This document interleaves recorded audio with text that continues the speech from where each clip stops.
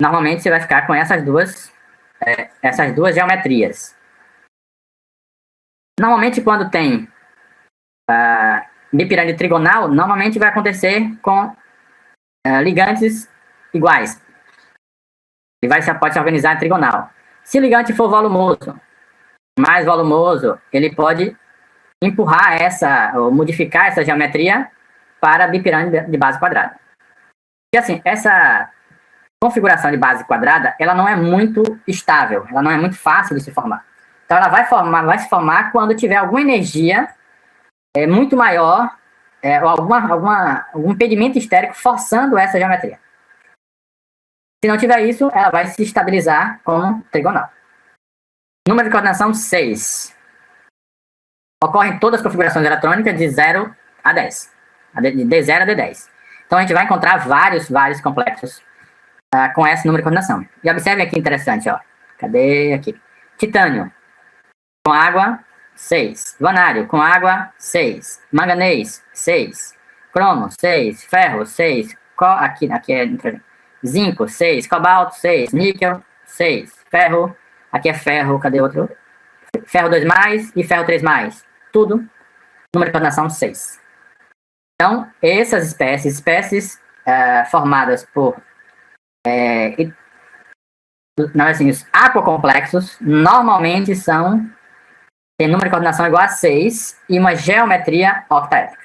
Então, se está na dúvida da geometria, ou do número de coordenação de uma espécie formada com 6 ligantes, e aquele ligante é água, apostem que a geometria normalmente vai ser octaédrica. Se são 6 ligantes, ou se é água, normalmente é 6 ligantes, e normalmente é octaédrica. Normalmente.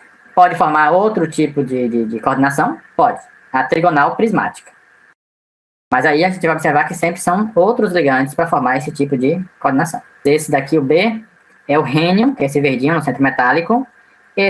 Todo esse ligante, um grupo volumoso, e observe que tem 3 ligantes. Então, se o número de coordenação é 6, isso quer dizer que cada ligante desse está se ligando ao centro metálico por 2 átomos doadores. E é isso que a gente observa aqui, ó. Então, aqui é o ligante, então tem 2 átomos doadores se ligando ao centro metálico. Número de coordenação, 6.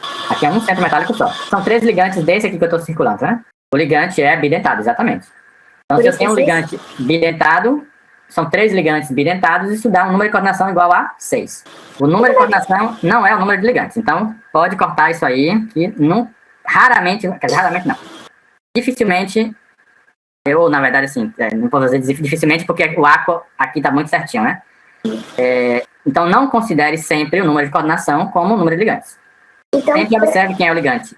Se o ligante, por exemplo, tem mais de um par de elétrons doador, se o ligante é um ligante maior para conseguir complexar ao centro metálico, formando um anel quelato. Aqui a gente tem a formação de 3 anéis quelatos, né? Um aqui, outro atrás do plano. Então tem 3 anéis quelatos formando aqui. E essa é a geometria trigonal prismática. Então aqui eu tenho um triângulo acima e outro triângulo abaixo do plano. Só olhando pela fórmula e sabendo que aquela molécula, quantos átomos doadores tem aquela molécula. Então se eu for colocar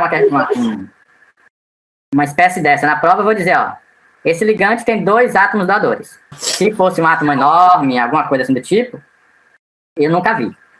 Mas,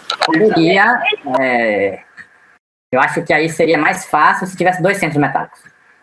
Uma coisa importante, a gente está fazendo aqui no nível mais simples. Existem complexos muito mais complicados, com 2 centros metálicos e aí umas estruturas enormes.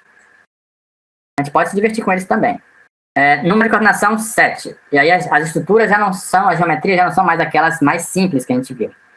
Então, é um octaedro monoencapuzado. Então, esse monoencapuzado é esse capuz aqui que se cria aqui. Ó. Então, aqui eu tenho um átomo aqui, um ligante aqui, uma parte do ligante está aqui, formando esse capuz. Como se fosse um capuz nessa estrutura. A estrutura prismática que a gente viu no outro é um triângulo acima e um triângulo abaixo do plano. E aqui forma um outro capuz, né? Uma monoencapuzada. Então, também tem a bipiramidal pentagonal.